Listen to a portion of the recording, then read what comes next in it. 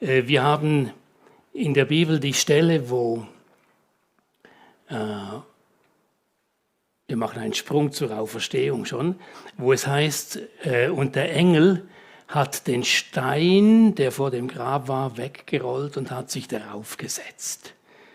Und dieses Bild vom Engel, der sich auf den Stein setzt, fand ich so cool und so witzig irgendwie, so diese Souveränität, die da zum Ausdruck kommt und sagt, der Stein, das ist das Kleinste.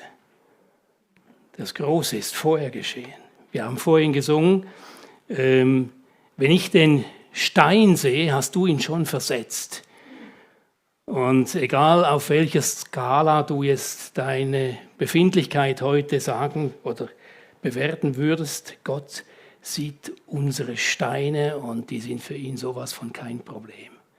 Und wir dürfen ihm das sagen und deshalb ist das, ich denke, das ist ein tolles Bild, immer wieder an diesen Engel zu denken, der den Stein wegrollt und sich dann draufsetzt und sagt so, hier regiert Gott. Und es macht auch klar, nichts kann Jesus halten. Eigentlich müssen wir auch sagen, welch ein Unsinn war denn das, dass man versucht hat, Jesus mit Stricken festzubinden. Was soll das? Jesus, der ein Wort sprach und der Lazarus kam aus dem Grab hervor. Jesus, der den Sturm auf dem See Genezareth mit einem Wort stillte, zum Schweigen brachte. Jesus, der die Gewalt hat über Dämonen. Wie will man ihn mit Stricken binden? Was soll das? Man kann ihn nicht mit Stricken festhalten und das zeigt auch, wie stark sich der Mensch, wie stark wir uns oft täuschen in Gott, bis heute. Warum hat er sie nicht einfach zerrissen? Warum hat er diese Stricke nicht einfach den Gegnern vor die Füße geknallt? Was wäre das vielleicht aus menschlicher Sicht für eine Machtdemonstration gewesen? Warum nicht? Weil Jesus zum Kreuz geführt werden will. Weil er der ist, von dem Jesaja prophezeit hat, er tat seinen Mund nicht auf wie ein Lamm, das zur Schlachtbank geführt wird.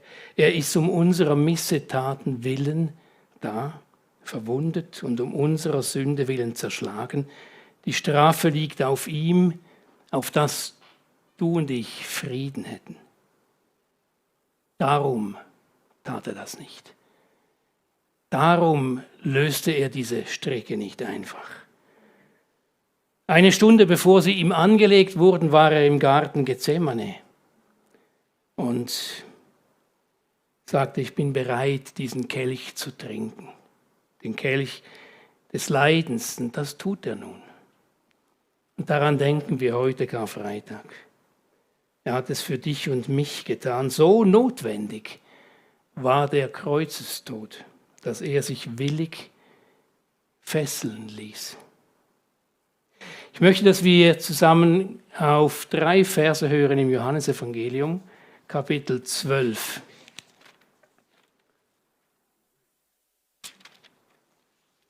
Ich lese die Verse 31 bis 33.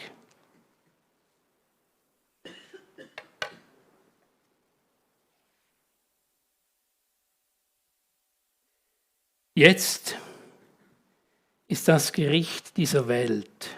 Jetzt wird der Fürst dieser Welt hinausgeworfen werden, sagt Jesus. Und wenn ich von der Erde erhöht bin, werde alle zu mir ziehen. Dies aber sagte er, um anzudeuten, welches Todes er sterben sollte. Ich lese es nochmal. Jetzt ist das Gericht dieser Welt. Jetzt wird der Fürst dieser Welt hinausgeworfen werden. und ich, wenn ich von der Erde erhöht bin, werde alle zu mir ziehen. Dies aber sagte er, um anzudeuten, welches Todes er sterben sollte. Ich möchte den ersten Punkt überschreiben mit: Das Kreuz ist Demütigung und Erhöhung. Ja, wir sind da mitten in diesem Kapitel auf dem Weg zum Passafest nach Jerusalem.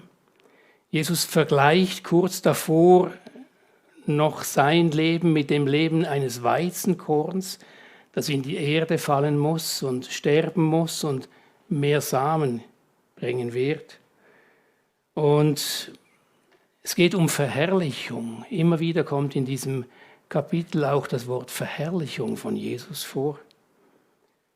Und dann sagt er, wenn ich erhöht werde von der Erde, so will ich alle zu mir ziehen.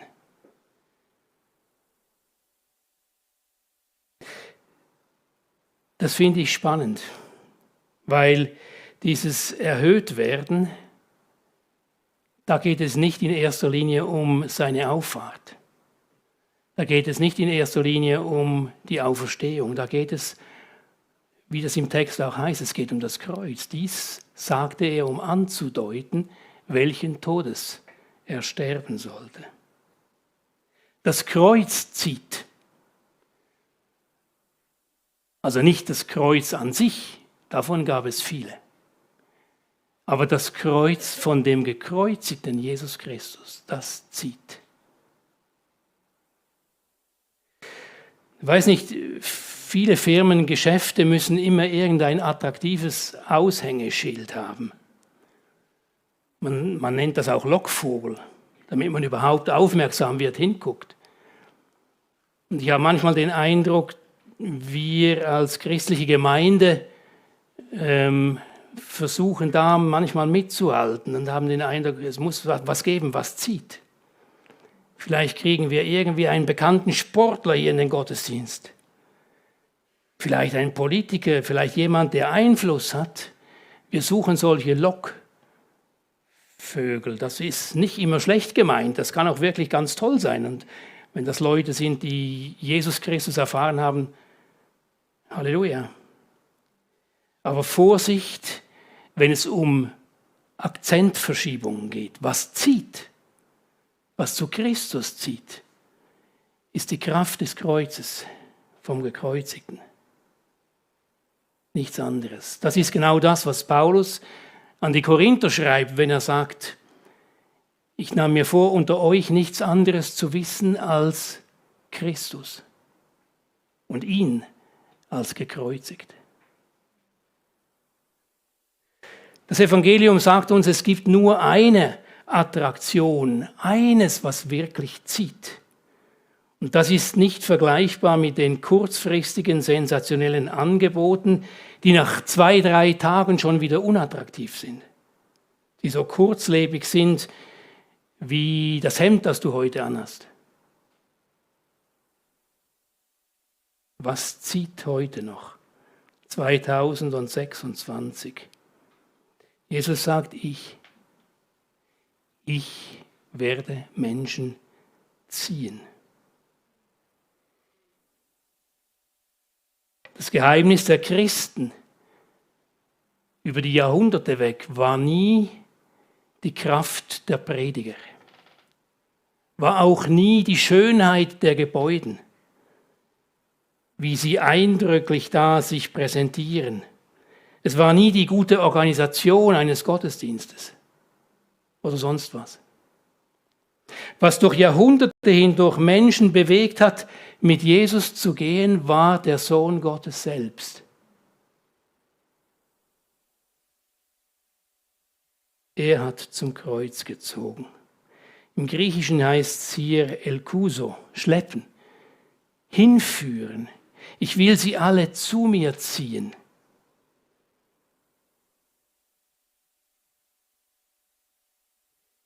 Es gibt viele, die sich auch bis heute noch trotzig abwenden. Aber sie werden gezogen. Und es klopft Jesus an ihr Herz an und sagt, ich meine dich. Du brauchst nur die Herzenstür aufzutun. Jesus hat nur ein Wort gesprochen und der Aussätzige wurde gesund. Jesus hat nur ein Wort gesagt und der Lazarus kam heraus. Wo hat Jesus dieses Wort gesagt? In seiner Passionszeit, in seiner Leidenszeit. Ich möchte, dass wir uns den Kontext ganz kurz anschauen, aus dem der Vers stammt. Das heißt da im Vers 23, die Stunde ist gekommen, dass der Sohn des Menschen verherrlicht werde. Wahrlich, ich sage euch, wenn das Weizenkorn nicht in die Erde fällt und stirbt, bleibt es allein. Wenn es aber stirbt, bringt es viel Frucht. Die Stunde ist gekommen, dass der Sohn des Menschen verherrlicht werde. Diese Erhöhung ist Verherrlichung. Diese Erhöhung am Kreuz ist Verherrlichung. Und Jesus sieht es als Gipfel seines ganzen Wirkens an. Und er wird in dieser Gestalt des Kreuzes alle zu sich ziehen. Das wird die Attraktion sein. Demütigung nur nach außen, aber Kraft für dich und Kraft für heute und Kraft für morgen. Ist das Kreuz nicht peinlich? Ist das nicht ein sichtbarer Beweis für seine Schwachheit? Nie wurde ein römischer Bürger gekreuzigt. Es waren immer nur einfache Leute, Verbrecher. Nein, das Kreuz war für Jesus Beförderung. Glanzpunkt. Offenbarung seiner Herrlichkeit. Das Kreuz ist für ihn schön und groß. Weshalb?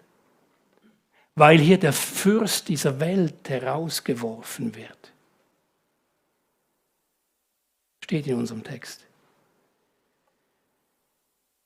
Und ich glaube, wir kennen das Geheimnis noch nicht richtig. Vielleicht bist du schon lange mit Jesus unterwegs, ich weiß es nicht. Aber mir fällt auf, je länger wir unterwegs sind, umso öfter merken wir auch, wie wenig wir eigentlich verstanden haben. Wie sehr wir immer noch auf uns bauen. Wir sind im Glauben noch nicht richtig durchgedrungen, haben vom Evangelium erschreckend wenig Ahnung. Auch die Jünger haben lange nicht gewusst, was Jesus meinte. Jesus wusste, was in der Welt ist.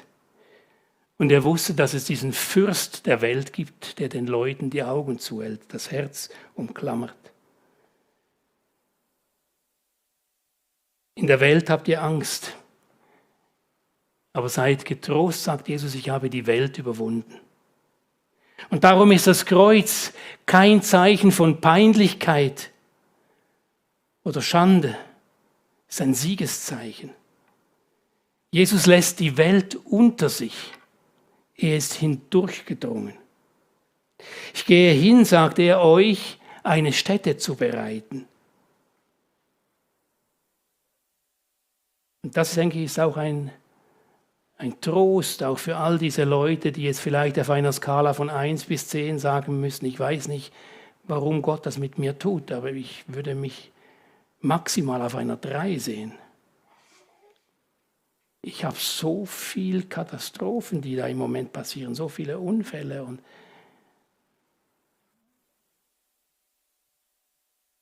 ich bin für dich, sagt Jesus. Ich ziehe dich. Ich bereite dir den Himmel vor. Nicht erst übermorgen, sondern der beginnt hier schon. Am Kreuz hat Gott die Welt gerichtet, sagt uns das Evangelium.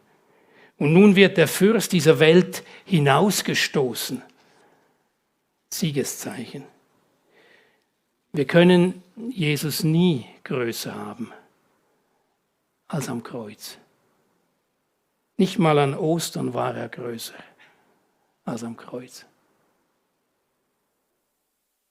Er hat dem Fürsten dieser Welt das Recht abgesprochen, über dich zu bestimmen, dich festzuhalten. Und hat dann gesagt, es ist vollbracht. Und wenn er sein Reich beginnt, seine Himmelfahrt, dann geschieht dies auf dem Hintergrund des Sieges von Karfreitag. Wenn dieser Engel da cool auf diesem Stein sitzt, ich stelle mir den so mit gekreuzten Beinen vor und so sagt er, jetzt gucke ich mal, was da passiert weiter.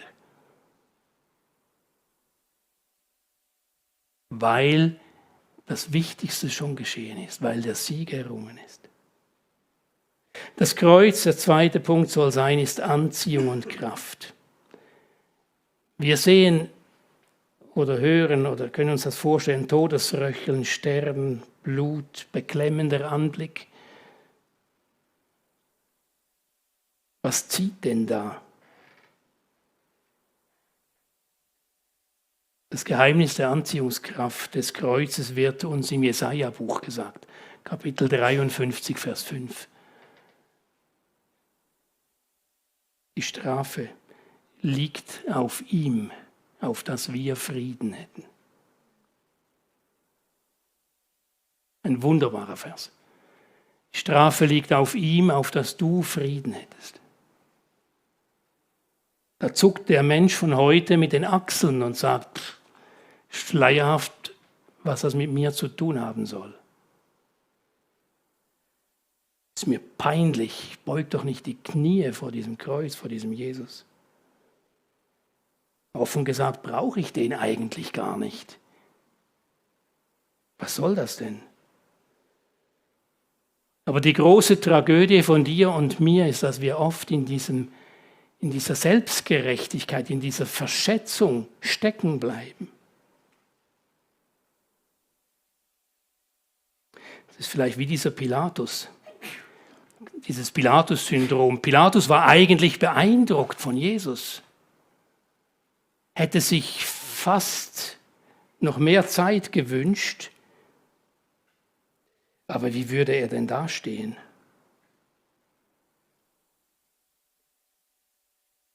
Was soll ich mit dem machen, mit diesem Menschen? Er braucht Machterhalt.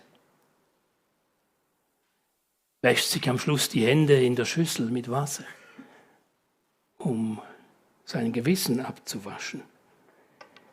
Wäscht seine Hände in Unschuld. Vielleicht auch, weil er Applaus von den Menschen will. Aber wenn du Applaus von den Menschen willst, bist du ganz weit weg von Gott. Dann sind die Menschen dein Gott. Die Strafe liegt auf ihm, auf dass du Frieden hättest. Von diesem Wort geht Kraft aus, heilende Kraft, die die Menschen von jeher ergriffen und ihr Leben hell gemacht hat. Und es war nicht das Kreuz, das Jesus hielt. Es waren nicht die Stricke, die Jesus hielten. Was Jesus da am Kreuz gehalten hat, das war seine Liebe zu dir, nicht die Nägel. Er hätte sofort mit den Fingern schnipsen können und eine Myriade von Engeln wäre gekommen, hätte ihn runtergeholt. Da wären mehrere Engel lachend rumgesessen. Aber er tat es nicht, weil er nicht wollte, dass du verloren gehst.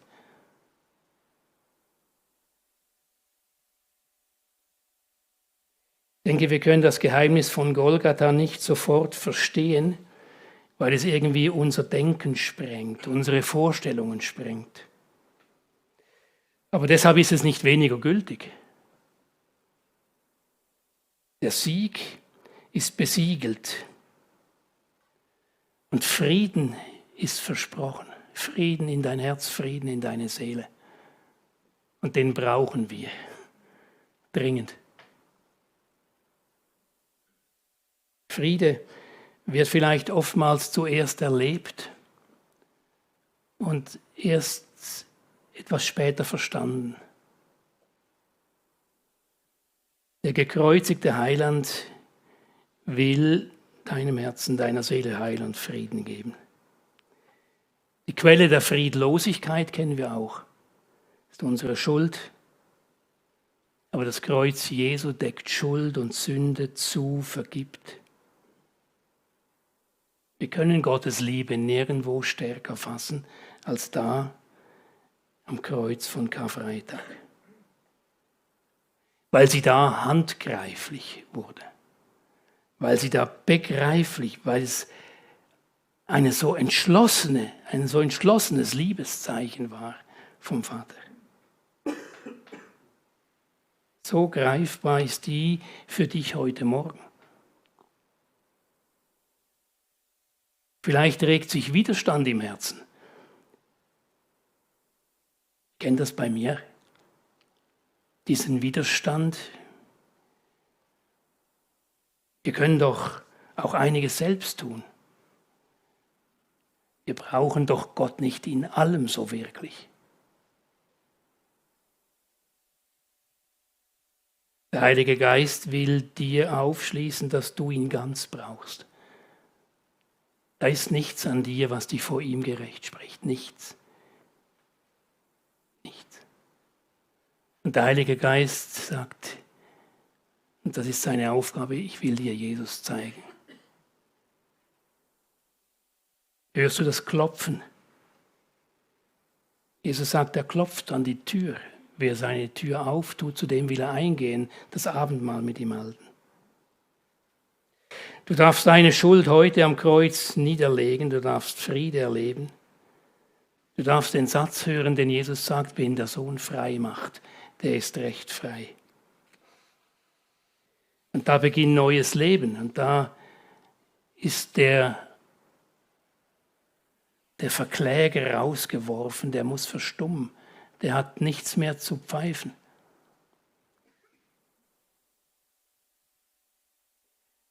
Die Kraft, die zieht, ist der gekreuzigte Herr. Und ich möchte, dass wir einen kurzen Blick noch werfen in die Offenbarung. Das heißt, das soll der dritte Punkt sein, das Kreuz ist Offenbarung des Opferlammes. Nicht mit äußerer Macht hat Jesus den Sieg errungen, sondern als Opferlamm, heißt es im Philipperbrief zum Beispiel. Jesaja sagte es auch und sagt, er wurde misshandelt, aber er beugte sich und tat seinen Mund nicht auf, wie ein Lamm, das zur Schlachtbank geführt wird und wie ein Schaf, das verstummt vor seinem Scherer und seinen Mund nicht auftut. Johannes hat im Evangelium schon gleich zu Beginn mit einem großen Finger auf dieses Lamm gezeigt. Siehe, das ist Gottes Lamm, welches die Sünde der Welt trägt. Dieser ist, von dem ich euch gesagt habe, nach mir kommt ein Mann, welcher vor mir gewesen ist. Denn er war eher als ich. Und im letzten Buch der Bibel, in der Offenbarung, wird uns dieses Opferlamm erneut gezeigt. Es wird uns ein Blick gewährt, ein Schauplatz, der nicht schöner und gewaltiger sein könnte. Offenbarung 5. Der Ort unserer Sehnsucht, unserer Heimat. Ein Ort unaussprechlicher Freude und Glücks. Der Himmel. Pracht und Schönheit, wie wir sie uns nicht vorstellen können.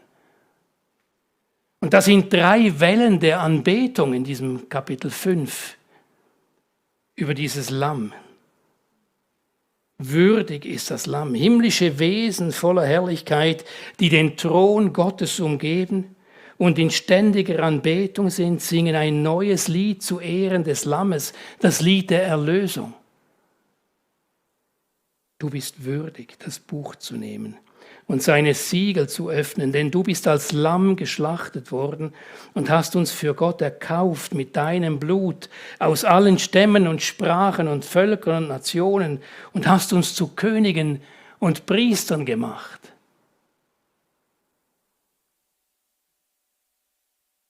Und dann stimmen da eine Myriade von Engeln ein. Die Bibel spricht von 10.000 mal 10.000 und 1.000 mal 1.000. Eine unzählbare Schar von Engeln, die einstimmen in dieses Lied. Und mit einer Stimme singen, würdig ist das Lamm, das geschlachtet worden ist, zu empfangen Macht, Reichtum, Weisheit, Stärke, Ehre und Ruhm und Lob. Und dann kommt eine dritte Welle und die ist größer als alle anderen Wellen davor. Das ganze Universum, alle Geschöpfe stimmen ein. Und jedes Geschöpf, das im Himmel und auf der Erde und unter der Erde ist und auf dem Meer, die singen mit, dem Lamm gebührt das Lob und die Ehre. Ich komme zum Schluss. Ich wünsche dir, dass diese Anbetung nicht erst im Himmel beginnt, sondern dass das Kreuz, nicht das Kreuz grundsätzlich, sondern Jesus Christus, der Gekreuzigte, dass der Angel- und Drehpunkt in deinem Leben werden darf. Dass er dich zieht wie ein Magnet, dass du seine Stimme hörst, dass du, wenn du sie hörst, dir die Zeit nimmst und zuhörst, liest, das auf dich wirken lässt und sagst, Jesus, ich möchte dir mein Leben geben. Ich möchte dir gehören. Ich brauche die Vergebung meiner Schuld. Das Kreuz Jesu durchkreuzt alles, was falsch läuft und uns anklagen will. Und er möchte die Mitte deines Lebens werden. Und wenn das heute vielleicht der Fall ist, dann sprich jemand an, den du kennst. Ihr solltet mehrere Leute haben, die Jesus kennen. Wenn du Jesus kennenlernen möchtest, sprich doch jemand an und sag, wie ist es bei dir gelaufen? Wie kann ich Christ werden? Ich spüre, dass mich jetzt Jesus zieht. Dann wäre diese Passionszeit, dieser Sonntag heute nicht vergeblich gewesen. Wir wollen miteinander stille werden und beten. Wollt ihr aufstehen dazu? Ja, wenn ihr.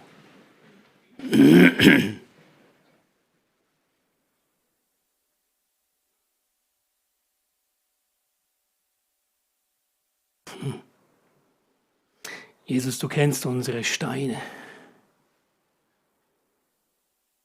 Du kennst unsere Stricke. Du weißt, wie oft wir uns sperren gegen dein Ziehen. Wie schwer es uns fällt, dir Raum zu geben, wie wir gesungen haben. Vergib uns. Brich du hinein in unser Sperren. Wälzt du unsere Steine weg. Danke, dass du uns ziehst, dass du uns gezogen hast, vielleicht seit kurzem, vielleicht schon seit längerem. Und dass du uns befreien möchtest zu einem neuen Leben, zufrieden mit dir. Wir preisen dich, du Opferlamm Gottes. Dir gebührt die Ehre. Amen.